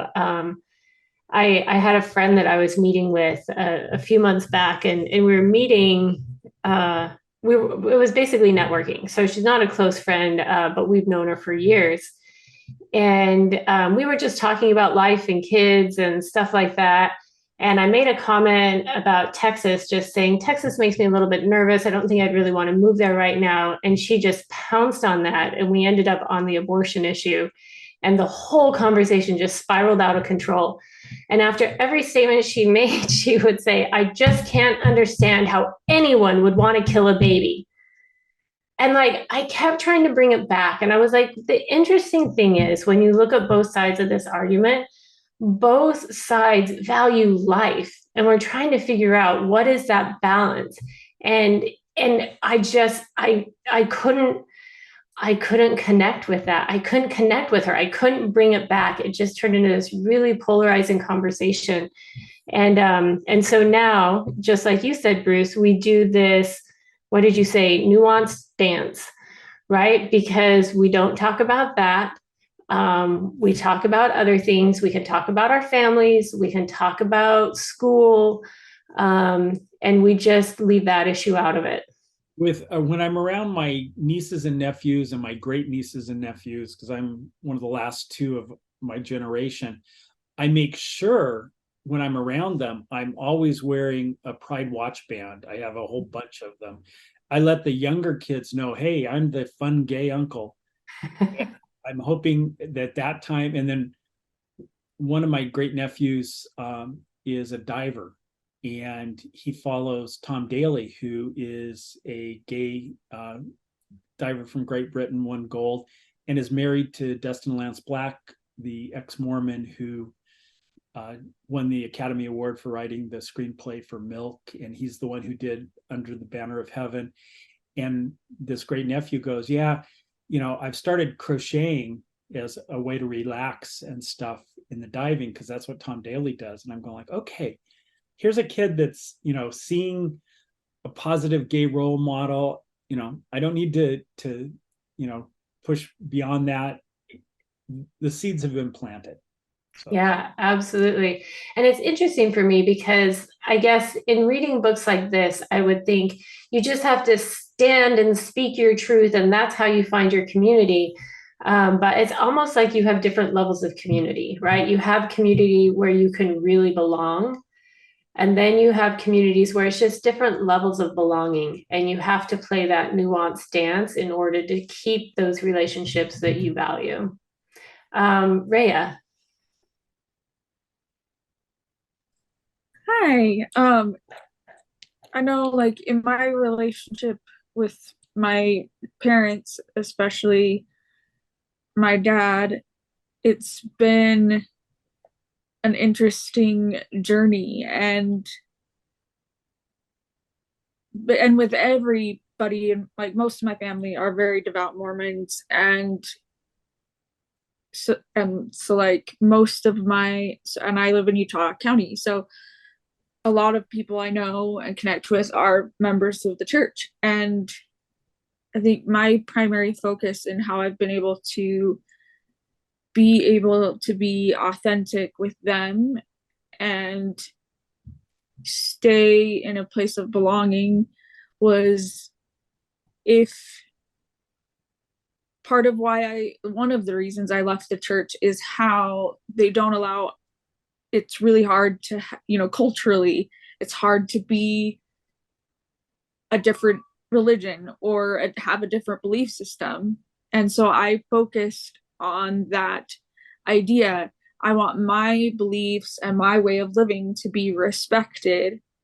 And so if I can give that respect to myself and give that to them and their beliefs and their religion, then they're a safe person for me to belong with, and vice versa. And focusing, and that most of my identity isn't in my politics or my beliefs about abortion or any of those things. My primary identity is my everyday life and how I live my life and how I take care of the people around me and how I take care of myself. That is who I am, and that's how I belong to myself. So that's how I belong to others and how others belong to me. And then there's not really anything to be polarized about at that point. I love how you just brought it back around to what we all have in common is greater than what we disagree about, right? Like our humanness, our desire for companionship, our love for children, our love for humanity, and just all these things, you know, the day to day, like you said, we have that in common, and that's what makes us us. And so yeah, we have different political views, we have different, you know, societal views, but really when you come down to it, we have this humanness that is us. Okay, so our last question, and then we're going to switch gears a little bit. This one says, braving the wilderness encourages individuals to challenge societal expectations and stand in their truth. Can you share a time when you felt pressured to conform to societal norms or expectations? How did you navigate that situation, and what lessons did you learn about authenticity and belonging? So I'm going to give you a minute to think about that. Oh, good. Landon, go ahead. The temple. When I went through the temple and everyone, your whole family surrounding you and saying, "Oh yes, this is cool." And when I went through, and I went through when they had you slit your throat and you were disemboweling yourself and everything, and I was just like, what in the hell did I just go through, and what did I agree to? But everyone around you is going, "Wasn't that wonderful? Oh, it's, you know, this is neat. This is a awesome experience." And my mind was saying no, but when everyone that you love is standing around you, telling you what a great experience it is, you kind of conform and say, well, if they're saying it, then I love these people and respect them.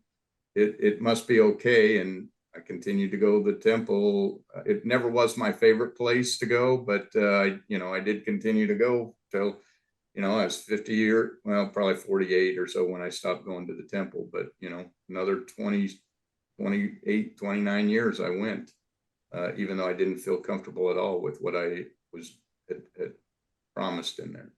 Yeah, it makes me wonder if we were to tally up how many times each of us individually did something, even though our whole internal system was telling us no, what would that number be? The people on this call, because I know I've experienced it. I've experienced it multiple times. Since nobody else has a hand raised, for me, the most impactful time when I felt pressure to conform to societal norms was during Prop 8. And we were here in California, and we had felt it before because we'd been in Vermont when they did same-sex unions. And I know some of you know this story, but I think there's some of you on here that don't. And there was such pressure to join the church's stand against Prop 8. Was it against? I can't remember. Anyway, to be part of that process of not allowing same-sex marriage in California, or to define marriage between a man and a wife.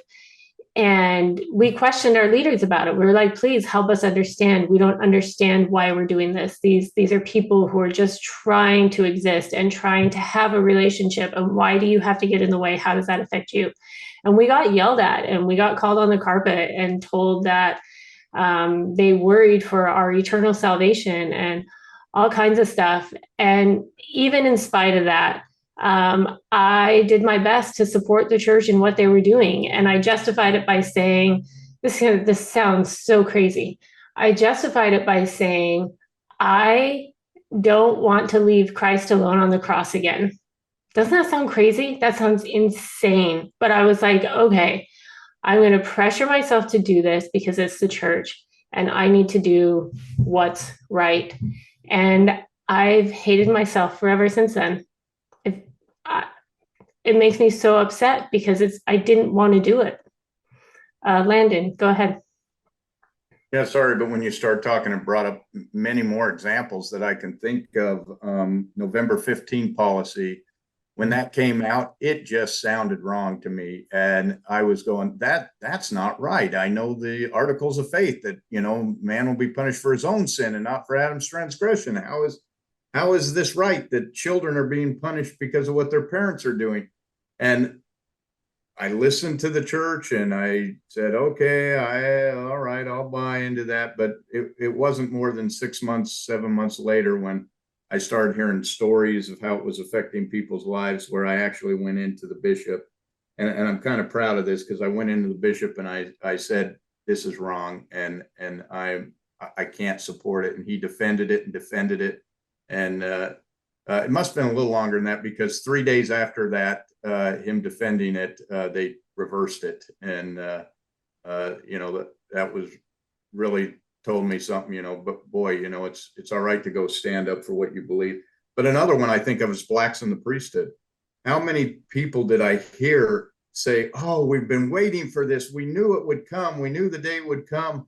And yet how many people said anything about it? And, granted, I was 9 or 10 whenever it happened, but as I look back and I hear the stories and people say, oh, we knew that was wrong. And it's like, but did anyone do anything? And it's amazing as I look at this, all of the times I didn't stand up for what I morally believed in was when it was part of a church that I didn't stand up for what I morally should have. So it's kind of scary to think that what they have on you there, that you're willing to listen and override your own feelings to tell you something's wrong to fit in with what the church had told me. And I think that's one of the greatest gifts of leading, is that now you get to belong to yourself, right? You get to belong to yourself. You no longer have to go against your integrity and be part of something that you don't agree with. And that is such a gift. Bruce, go ahead. Yeah, just the basic thought I've had for several years now is the church convinces you that you're broken and then sells you the cure. And I was never broken and stuff. And so, just that was my basic thought on that topic. Absolutely. All right. So switching gears a little bit.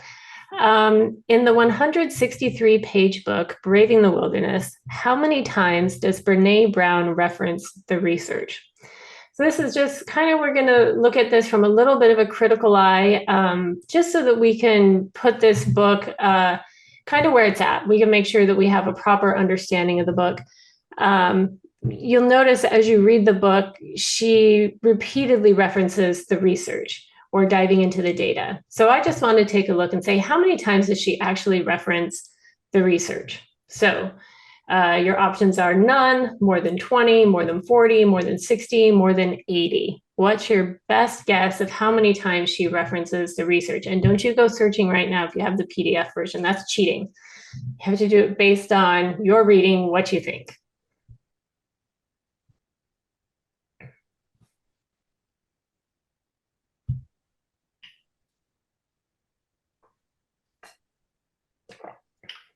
We'll do another 10 seconds.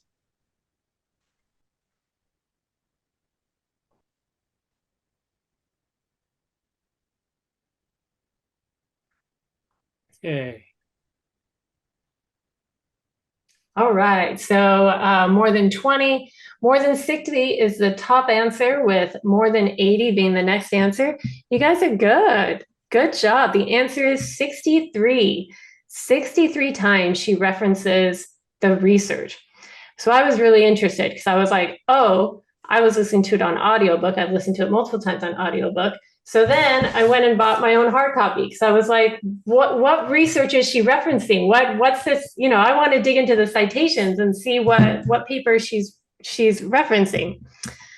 So that brings us to our next poll. In the 163-page book, Braving the Wilderness, how many peer-reviewed research papers are cited?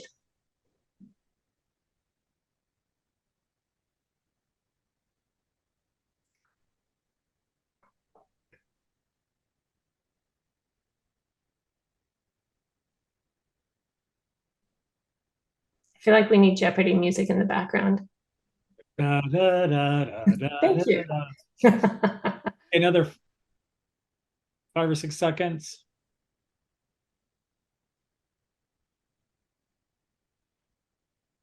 Okay, so we're going to end the poll. All right, so we have the majority think about 7, with the next answer being 10, and the answer is 3. She cites 2 papers in chapter 3 and 1 in chapter 6. Now, I have to admit, this was a little bit disappointing to me. I thought as she talked about some of these topics in here, I would be able to go back to research papers and really dive into what they learned about a sense of self and belonging to oneself and things like that. And it just wasn't there. In fact, if I remember correctly, these 3 research papers that are cited, they don't really have much to do with the core of the book. They're kind of ancillary. Okay, so the next one, how many peer-reviewed research papers has Brene Brown written or contributed to? The options are 1, 3, 7, 9, or there is too much.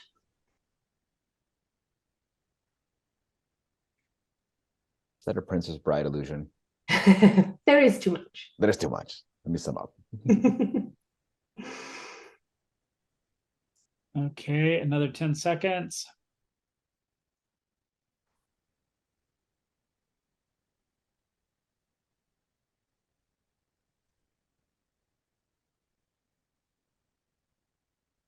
Okay, we're going to end. All right, so let's see. The majority of you are guessing 7, with the next being 1. Looks like some of you have done your homework. The answer is 1. She has 1 paper, and this is from her PhD work. It is Shame Resilience Theory, a grounded theory study on women and shame. And this is actually some interesting work that really talks about how women look at shame and process shame and what that means for the female gender. So I appreciate that work that she's done. But I was disappointed to find that there's no other papers out there. And in fact, I dove into her website because so many times she talked about, I dove into the research, or I did this, because a lot of the research, a lot of the work that she does is qualitative, not quantitative, right? So she talks about talking with focus groups and talking with, in this book, I remember specifically, she talked to high schoolers, right? So when she was talking about belonging versus fitting in, she was talking with a group of high schoolers. I was like, oh, I want to find out how many high schoolers did she talk to? What was the sample size? What questions did she ask? What were their demographics? And I can't find that anywhere. She never gives us any data about these focus groups that she's talking to. And it's possible that some of this that she's referencing is from this paper in 2006. It's possible. Maybe that's some of this work and she's just pulling from that again. So when she says she dives into the data again, she's talking about this data that she gathered from 2006. But I don't know, because she doesn't tell me that. I can't find anything about the data that she's drawing on for this book. Daniel? I was just gonna say, this was one of the things that was hugely disappointing for me about this book is like it gives me vibes of like religion. Like, you know, people ask about what's the difference between science and religion. Well, with science, we make our conclusions and we give the evidence, and you're welcome to look at the evidence and come to your own conclusion and attack my conclusions and everything. Here we have our conclusions and everything, and she alleges to have evidence. She has research and data. But sometimes when I disagreed with her, I would open up the book and be like, okay, I want to see if maybe she's making a hasty conclusion or something. I'm going to go look. But there were no data. There was nothing I was like, she's like, this is the conclusion from the data. But then you can't look at the data. Then it's not really science. You know, if you don't have the data to look at and analyze, it's not really science.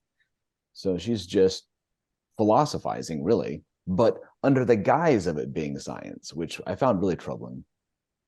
And I agree with that. And for me, I'm torn because a lot of the themes in this book really resonated with me. And I think you can tell that from our discussion today, because belonging to myself is really hard to do. And it's something that I'm working on. So some of the ideas that she shared really resonate with me. But the fact that I can't go back and really look at the data or the research is frustrating. So to me, that's just, you know, it's kind of a little bit of a red flag, just so you know, like I can't find a lot of data behind this book. Bruce.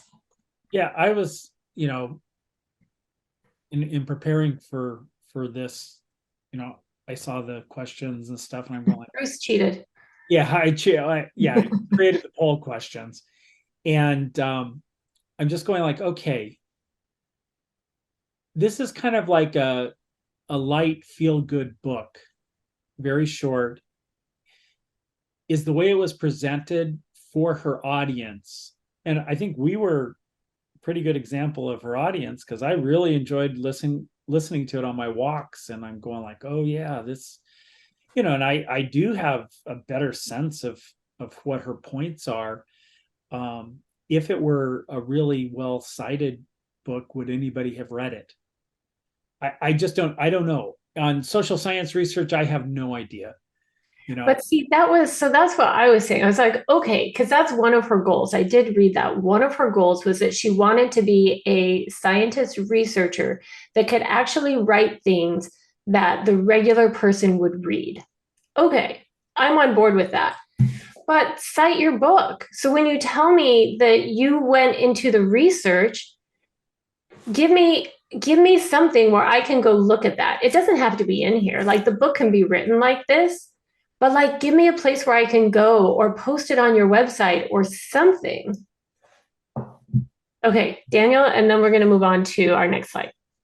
Yeah, my big problem with that is that she kept saying the research and the data. So she's using that as a sword. She's saying, look, believe me, because I have research and I have data. So when I make this conclusion, I have research and data. But then we don't have the research or the data, so we just have to believe her. So if she had just said, this is what these are my feelings, and a feel good book, right? Here's my humble experience. Here's what I have. I'm totally fine with that. It's a feel good book. I mean, there's lots of books like that you read, and it's just somebody's wisdom, and that's great.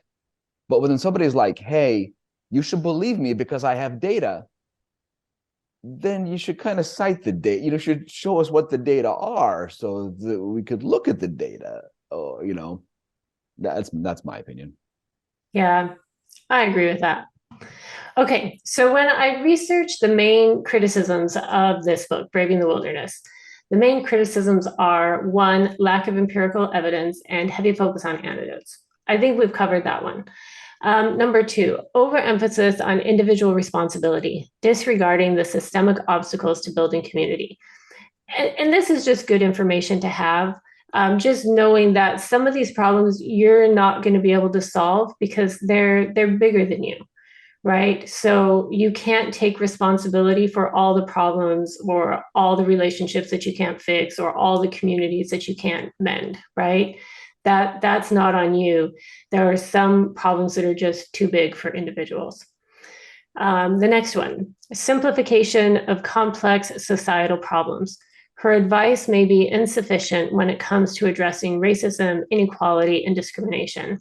So when we talk about connecting with groups that are different from us, who hold different values or different opinions, it just may be insufficient. There may just be some people that are so vastly different that it's just too complex. It doesn't bridge that gap. So just know that it may work for our individual small little spheres where we're trying to mend family relationships and things like that. But when it comes to these wider societal problems, this may not be the panacea. And then the last one, the emphasis on personal growth and individual actions may divert attention from the need for broader societal changes. So just don't lose sight, right? Don't lose sight of this, this individual piece here, but we may also need to act in a bigger way to bring forth societal changes, right? We still have need for these big changes. We can't just be friends with everyone and say it's okay.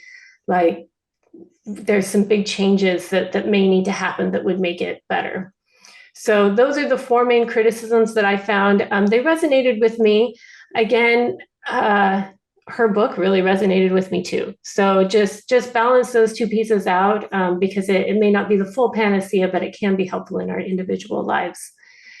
And that concludes our discussion. So for those of you who have more thoughts that you'd like to share, or if you'd like to share if you found this book helpful, we'd welcome your thoughts. So Daniel, starting with you. After we read it, I was thinking about it, like, you know, it was like, what was the purpose of that book? And if I had to add a subtitle to this, Braving the Wilderness, the subtitle that I thought of was How to Be Your Best Brene Brown. You know what I'm saying? Because everything was like so specific to her, and like at her point, like it was all about her. And you can glean some good stuff from that. But to then extrapolate that and try to apply it to everyone, didn't find it super helpful. And I thought she was less than humble in that regard. She would be like, you know, this personal anecdote. Here's my one personal conclusion that I feel this is the way it should be. And that was over and over and over and over. And I was like, she's telling us how to be the best Brene Brown we can be, but I'm not Brene Brown. So. Yeah. And Daniel and I talked about this because there were definitely times in the book where I was like, oh, this works for her because she's an extrovert. I'm an introvert. So exactly. The advice she just gave there doesn't apply to me. And there were a couple of pieces like that for sure. Brandy. Mine is more of a comment about Brene Brown in general and just observations I have about her. There are things about her that I really, really love, and there are things about her that I don't love as much. But the thing I find most interesting about Brene Brown is she's someone that I see people inside and outside of the church look to for different kinds of wisdom. I see her quoted in both areas. And so I think that's why I've tended to try to study her a little bit more, because I've just noticed that for sure, definitely all my old Mormon friends were gigantic Brene Brown fans. And now when I watch different things like Mormonism Live or different Bill Reel things, he talks about Brene Brown a lot. So it's just an interesting observation. I've had that same experience, and even brought up, we're having some justice, equity, diversity, and inclusion discussions at work. Our consultants like referenced Brene Brown the other day, and luckily they referenced the shame work, so I kept my mouth shut. But if they were going any deeper, I was going to wait a minute. There's no research backing that. Daniel, go ahead. I was going to bring up too, there was one point when I actually had to call bullcrap on her too. Like, she was talking about the one situation where she was at a seminar and she's giving this talk, and there were people in the audience, and she used the word gyp. And she was like, and this person came up to me and she was like, I've been a big fan of yours for years and I like all of your work. And she was like, but you are a horrible, nasty racist. And she just like laid into her for using the word gyp. And I was like, I don't know. I'm going to call him bullcrap on that situation. I don't think anybody reacts that way, especially somebody who's like, I've been a fan of yours for years and years and years. You use the word gyp. You're dead to me. You're dead to me. You're worse than Hitler. I mean, the reaction was just, it was unbelievable. I mean, I was like, I think she is wildly embellishing that story. Do you think it was a plane bursting into fire and making the emergency? No, it was that exact kind of story. I was like, there's no way. That is not a normal human reaction to the word gyp, right? If she got up there and she dropped the N-word like, 20 times, then I could see someone being pretty outraged with her. But, this is somebody that understands or knows that she wasn't trying to be offensive. You wouldn't lay into her like that. It's just not a normal human reaction. Yeah. All right. Well, I don't see any of their hands raised. So, Rebecca, I think we'll turn it back over to you. There we go. Oh my goodness. What an amazing discussion. Rochelle. Yay. Everybody clap. You did such an amazing job of bringing out not only what's in the book, but then just some thoughts around the book and what it is and what its place is and how we interpret it and understand it. And I will say that in the post-Mormon world, everyone demands sources, right? Constantly. You can't mention something without everybody pouncing on you and saying, where did you find that? Give me the source. Give me the citation. And I think that's from, what we've experienced before in another scenario where things are just kind of said and you're just supposed to kind of accept it. So I understand that about all of us, and that's the way we were. But thank you, everybody, for reading the book and participating. We'll quickly talk about our next book. I think that's our next slide. Yes. This is called The Woman They Could Not Silence. It's by Kate Moore. The shocking story of a woman who dared to fight back. Our discussion leader is going to be Cindy Badger. She is in the process of moving from Japan to Utah, and she assures me that she'll be ready to go next month. So I hope so, because it's a little more of a lengthy book, but it's written in the story more of a narrative, in the style of a narrative and a story. So it should be an interesting read for everybody. Just very briefly, it's about a woman pre-Civil War, 1860-ish. She speaks her mind. She has opinions. She's a critically thinking woman. And so her husband does what any good husband does. He commits her to a mental institution back in the day, because you cannot have that happening, right? And I'll just read you this one little part from the blurb. When she gets there to the Illinois State Hospital in Jacksonville, Illinois, just atrocious conditions. And the blurb says, there are many rational women in her ward who tell the same story, that they've been committed, not because they need medical treatment, but to keep them in line, conveniently labeled as crazy, so their voices are ignored. So no one is willing to fight for their freedom and for the freedom and the disenfranchised, both by gender and the stigma of their supposed madness. They cannot possibly fight for themselves. But Elizabeth, she is about to discover that the merit of losing everything is that then you have nothing to lose, which I think is a very interesting statement, given the situation that a lot of us find ourselves in. Losing everything means you no longer have anything to lose. So this is the story of this woman and how she continues to fight back and fight for all women, or all people who have been disenfranchised and their voices are not heard. So this will be on Sunday, July 9th, 11 a.m. Mountain Time, and Cindy will be leading the discussion. So, and please participate, on our Facebook page and tell us what you're thinking as you're reading. Okay, very quickly, we always go through at the end other media that we can point you guys to. We have the Good Media Club, which is a Facebook page where we kind of curate things that are coming out. Here's an interesting documentary. Here's a new podcast on Mormonism. Just anything we find that we think that you guys might be interested in checking out. We have the Good Book Club podcast.